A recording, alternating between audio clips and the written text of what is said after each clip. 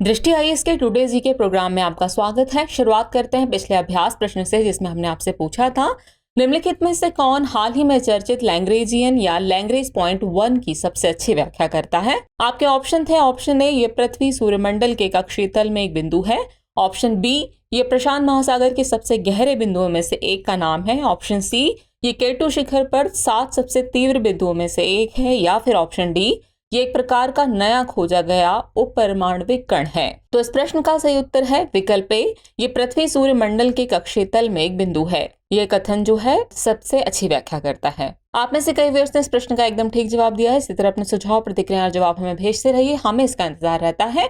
चलिए बाकी की बात को एक्सप्लेनेशन से समझते हैं। हाल ही में भारतीय अंतरिक्ष अनुसंधान संगठन यानी इसरो ने आदित्य L1 मिशन की घोषणा की। बता दें कि आदित्य L1 मिशन सूर्य का अध्ययन करने का इसरो का पहला प्रयास है। इस मिशन के नाम में L1 लैंग्रेजियन या लैंग्रेज पॉइंट 1 को संदर्भित करता है, जो पृथ्वी सूर्य प्रणाली के कक्षीय तल में 5 बिंदुओं में से एक है। लैंग्रेज पॉइंट का नाम इतालवी फ्रांसीसी गणितज्ञ जोसेफी लुई लैंग्रेज के नाम पर रखा गया है। ये पॉइंट अंतरिक्ष में स्थितियां हैं जहां दो पिंड प्रणाली जैसे सूर्य और पृथ्वी की गुरुत्वाकर्षण शक्तियां आकर्षण और प्रतिकर्षण के उन्नत क्षेत्रों का निर्माण करती हैं। L1 बिंदु सौर और हिलियोस्फेरिक वेधशाला उपग्रह यानी सोहो का घर है, जो नासा और यूरोपीय अंतरिक्ष एजेंसी यानी ESA की एक अंतर्राष्ट्रीय सहयोग परियोजना है। यह बिंदु पृथ्वी से लगभग 1.5 मिलियन किलोमीटर या सूर्य के रास्ते का लगभग 100वां हिस्सा है, इसलिए विकल्प ए सही है। यानी इस प्रश्न का सही उत्तर होगा विकल्प ए, ये पृथ्वी सूर्य मंडल के कक्षीय तल में एक बिंदु है। यह सबसे अच्छी व्याख्या है। चलिए अब शुरुआत करते हैं आज के एपिसोड की। आज के एपिसोड का पहला प्रश्न है, पिंक बॉलवॉर्म के संबंध में निम्नलिखित कथनों पर विचार कीजिए। कथन 1 है, ये एशिया का मूल निवासी है। कथन 2 है, इसका वैज्ञानिक नाम पैक्टिनोफोरा गॉसिपिएला है। और कथन 3 है, ये अधिकतर मक्के की फसल पर हमला करने के लिए जाना जाता है। उपरोक्त में से कितने कथन सही हैं? आपके ऑप्शन है केवल ए, केवल 2, सभी 3 या फिर कोई भी नहीं। तो इस प्रश्न का सही उत्तर है विकल्प बी, केवल 2 कथन ही सही है। चलिए एक्सप्लेनेशन देख लेते हैं। हाल ही में सामने आई जानकारी के मुताबिक उत्तर भारत में कपास की फसल पर पिंक बॉलवॉर्म के हमले का खतरा मंडरा रहा है। बता दें कि पिंक बॉलवॉर्म कपास की खेती में लगने वाला एक कीट है, इसलिए कथन 3 सही नहीं है। ये एशिया का मूल निवासी है, लेकिन दुनिया के अधिकांश कपास उगाने वाले क्षेत्रों में एक आक्रामक प्रजाति बन गया है, इसलिए कथन 1 सही है। इसका वैज्ञानिक नाम पैक्टिनोफोरा गॉसिपिएला है, इसलिए कथन 2 सही है। फसल पर हमले के दौरान मादा पिंक बॉलवर्म कपास के बीज कोशों में अंडे देती है, जिनमें से उभरते हुए लार्वा भोजन के माध्यम से फसल को नुकसान पहुंचाते हैं, इसलिए विकल्प बी सही है। यानी इस प्रश्न का सही उत्तर है विकल्प बी, केवल 2 कथन ही सही है। चलिए अगला प्रश्न देखते हैं। भारतीय जैव विविधता के संदर्भ में हिमालयन ग्रिफॉन की आयुसीन स्थिति क्या है? आपके ऑप्शन है least concern, near threatened, vulnerable या फिर क्रिटिकली एंडेंजर्ड। तो इस प्रश्न का सही उत्तर है विकल्प बी, नियर थ्रेटेंड। हाल ही में उत्तराखंड के कॉर्बेट टाइगर रिजर्व में हुए एक पक्षी सर्वेक्षण में हिमालयन ग्रिफॉन गिद्ध की गिनती की गई। बता दें कि हिमालयन ग्रिफॉन एक्सिपिडिट्रे परिवार का एक गिद्ध है। ये एक विशिष्ट गिद्ध है जिसका सफेद सिर, बहुत चौड़े पंख और छोटी पूंछ होती है। इसकी आयुसीन स्थिति नियर थ्रेटेंड है। ये गिद्ध ज्यादातर तिब्बती पठार यानी कि भारत, नेपाल, भूटान, मध्य चीन और मंगोलिया पर हिमालय में रहता है। ये प्रकृति के कचरा संग्रहकर्ता के रूप में एक महत्वपूर्ण कार्य करता है और पर्यावरण को कचरे से मुक्त रखने में मदद करता है, इसलिए विकल्प बी सही है। यानी इस प्रश्न का सही उत्तर है विकल्प बी, नियर थ्रेटेंड। अगला प्रश्न है, माइक्रोप्लास्टिक के संबंध में निम्नलिखित कथनों पर विचार कीजिए। कथन 1 है, ये प्लास्टिक के छोटे छोटे टुकड़े हैं। कथन 2 है, इनमें ऐसे जीव शामिल हैं जो प्लास्टिक का उपभोग करते हैं। और कथन 3 है, ये मानव शरीर में घुसपैठ कर सकते हैं। उपयुक्त में से कितने कथन सही है, ये आपको बताना है। आपके ऑप्शन है केवल ए, केवल 2, सभी 3 या फिर कोई भी नहीं। तो इस प्रश्न का सही उत्तर है विकल्प बी, केवल 2 कथन ही सही है। हाल ही में वैज्ञानिकों ने मानव हृदय में माइक्रोप्लास्टिक का पता लगाया है। आपको बता दें कि माइक्रोप्लास्टिक्स को 5 मिलीमीटर से कम लंबाई वाले छोटे प्लास्टिक के टुकड़ों के रूप में वर्णित किया गया है, इसलिए कथन 1 सही है। माइक्रोप्लास्टिक स्वयं प्लास्टिक के कण है, कोई जीव नहीं, इसलिए कथन 2 सही नहीं है। ये मुंह या नाक के माध्यम से मानव शरीर में प्रवेश कर सकते हैं, इसलिए कथन 3 सही है। 150 माइक्रोमीटर से बड़े माइक्रोप्लास्टिक्स को मानव शरीर द्वारा अवशोषित करने की संभावना नहीं होती है, लेकिन नैनो आकार के प्लास्टिक सहित बहुत छोटे माइक्रोप्लास्टिक कणों को अवशोषित करने की संभावना अधिक है। World wide fund for nature द्वारा किए गए एक अध्ययन से पता चला है कि एक व्यक्ति औसतन 5 ग्राम प्लास्टिक का उपभोग करता है। इस प्रकार केवल 2 कथन ही सही है, इसलिए विकल्प बी सही है। यानी इस प्रश्न का सही उत्तर हुआ विकल्प बी, केवल 2 कथन ही सही है। अगला प्रश्न है, तंपारा झील के संबंध में निम्नलिखित कथनों पर विचार कीजिए। कथन 1 है ये ओडिशा में स्थित एक मीठे पानी का निकाय है, और कथन 2 है अक्टूबर 2005 में इसे रामसर साइट के रूप में नामित किया गया था। उपयुक्त में से कौन सा सही कथन सही है या फिर है, ये आपको बताना है। आपके ऑप्शन है केवल एक, केवल दो, एक और दो दोनों, या फिर न तो एक और न ही दो। तो इस प्रश्न का सही उत्तर है विकल्प ए, केवल एक कथन ही सही है। आइए एक्सप्लेनेशन देख लेते हैं। हाल ही में नेशनल ग्रीन ट्रिब्यूनल ने तंपारा झील और उसके आसपास अवैध निर्माण पर प्रतिबंध लगाने का आदेश पारित किया। बता दें कि तंपारा झील एक रामसर आर्द्रभूमि स्थल है जो ओडिशा में स्थित मीठे पानी का निकाय है, इसलिए कथन एक सही है। इस झील का पारिस्थितिक और सामाजिक आर्थिक महत्व बहुत अधिक है। प्रतिवर्ष 12 टन के अनुमानित औसत मछली उपज के साथ यह आर्द्रभूमि स्थानीय समुदायों के लिए आजीविका का एक महत्वपूर्ण स्रोत है। इस झील को अक्टूबर 2021 में रामसर साइट के रूप में नामित किया गया था, इसलिए कथन 2 सही नहीं है। यानी इस प्रश्न का सही उत्तर है विकल्प ए, केवल एक कथन ही सही है। अगला प्रश्न है पारंपरिक चिकित्सा पर वैश्विक शिखर सम्मेलन के संबंध में निम्नलिखित कथनों पर विचार कीजिए। कथन 1 है इसकी मेजबानी अमेरिकी स्वास्थ्य एवं मानव सेवा विभाग और विश्व स्वास्थ्य संगठन यानी WHO द्वारा की जा रही है। कथन 2 है यह अमेरिका के न्यूयॉर्क शहर में आयोजित हो रहा है। उपयुक्त में से कौन सा ऐसे कथन सही है या फिर है, ये आपको बताना है। आपके ऑप्शन है केवल एक, केवल दो, एक और दो दोनों, या फिर न तो एक और न ही दो। तो इस प्रश्न का सही उत्तर है विकल्प डी, न तो एक और न ही दो। हाल ही में विश्व स्वास्थ्य संगठन यानी WHO के महानिदेशक ने 2 दिवसीय पारंपरिक चिकित्सा पर वैश्विक शिखर सम्मेलन का उद्घाटन किया।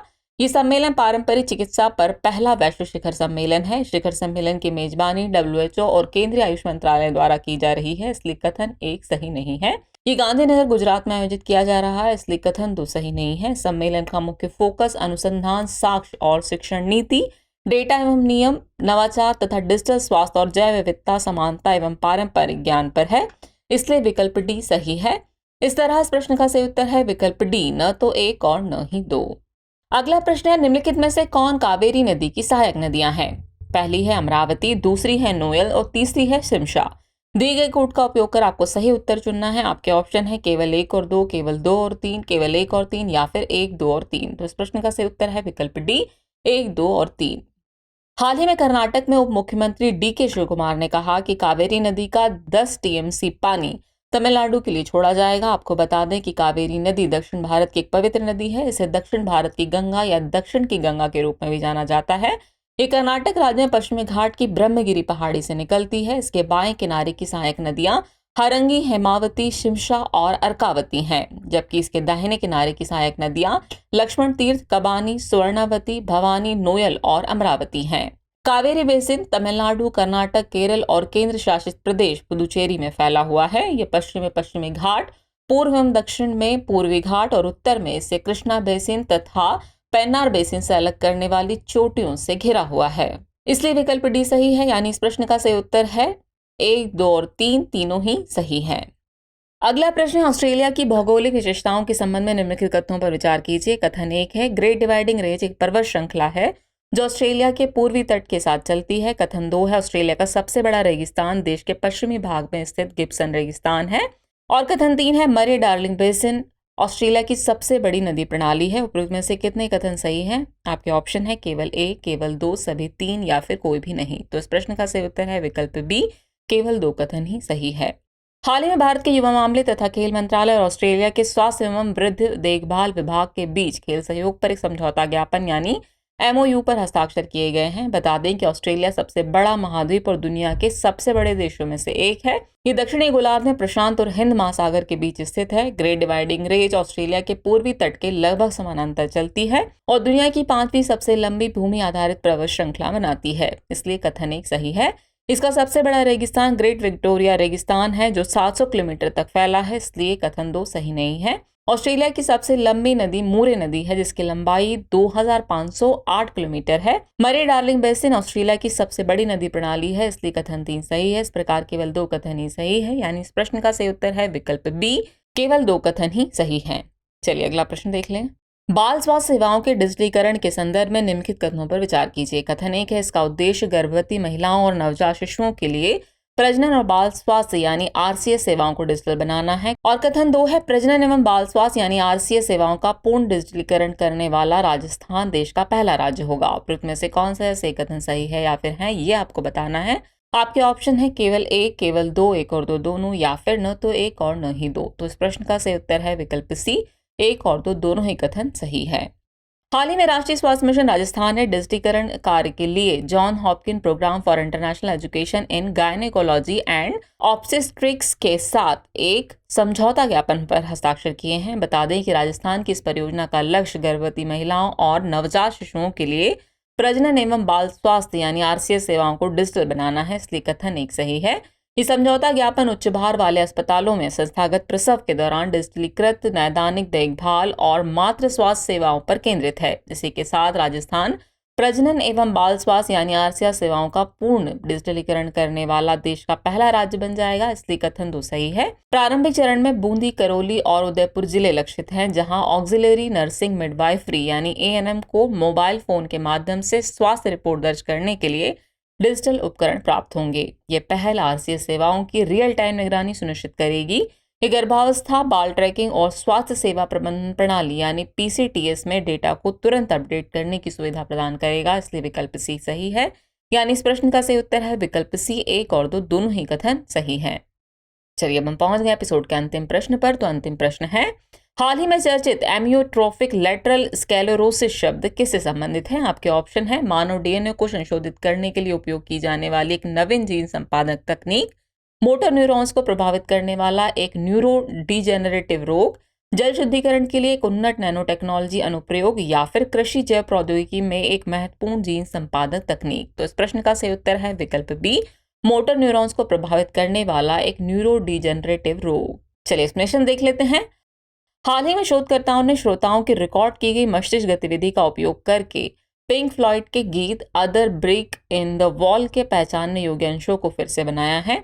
उम्मीद करते हैं कि ऐसा करने से अंततः उन रोगियों को मदद मिल सकती है जो स्ट्रोक या एमियोट्रोफिक लेटरल स्क्लेरोसिस जैसी न्यूरोलॉजिकल स्थितियों के कारण संवाद करने में संघर्ष करते हैं। आपको बता दें कि एमियोट्रोफिक लेटरल स्क्लेरोसिस एक घातक मोटर न्यूरॉन रोग है।